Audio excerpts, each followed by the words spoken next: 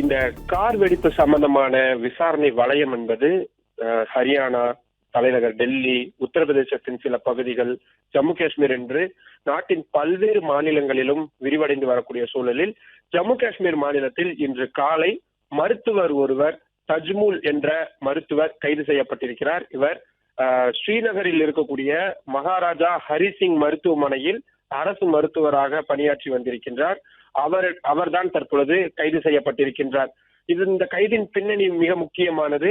ஏனென்றால் ஏற்கனவே இந்த கார் வெடிப்பு சம்பவத்தில் முழுக்க முழுக்க ஈடுபட்டிருப்பவர்கள் மருத்துவர்கள் என்ற அந்த தகவல் என்பது பெரும் அதிர்ச்சியை ஏற்படுத்திய சூழலில், அதிலும் குறிப்பாக சம்பந்தப்பட்ட அந்த கார் வெடிகுண்டை தயாரித்த அந்த நபர்களுடைய அறைகளிலும் சரி, அவர்களது லாக்கரிலும் சரி, AK-47 உள்ளிட்ட பல்வேறு அதிநவீன ஆயுதங்களும், அதே போல ஒரு வெடிகுண்டை தயாரிப்பதற்கு தேவையான பொருட்களும் கண்டுபிடிக்கப்பட்டிருந்தது.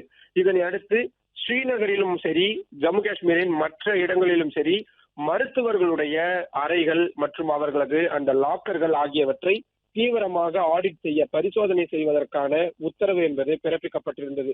இதனை அடுத்து அதிரடி நடவடிக்கையாக பல்வேறு மருத்துவமனைகளில் மருத்துவர்களுடைய அறைகள் சோதனை செய்யப்பட்டு வரக்கூடிய சூழலில் அதில் நிறைய சந்தேகத்திற்குரிய நபர்கள் தற்பொழுது கைது செய்யப்பட்டு வருகிறார்கள். இதில் இந்த மருத்துவர் தஜ்மூல் என்பவருடைய அறையிலும் அவ்வாறு சோதனை நடத்தப்பட்ட போது சர்ச்சைக்குரிய பொருட்கள் கிடைத்ததாக சொல்லப்பட்டிருக்கின்றது. இதுவரை 7 டாக்டர்கள் கைது செய்யப்பட்டிருக்கிறார்கள்.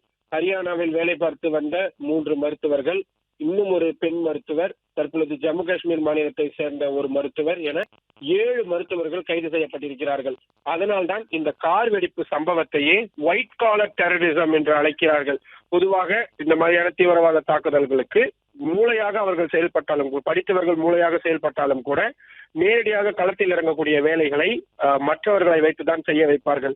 ஆனால் இந்த வெடிப்பு சம்பவத்தை பொறுத்தவரை நேரடியாக இவர்களாகவே இறங்கி வேலை செய்திருக்கிறார்கள்.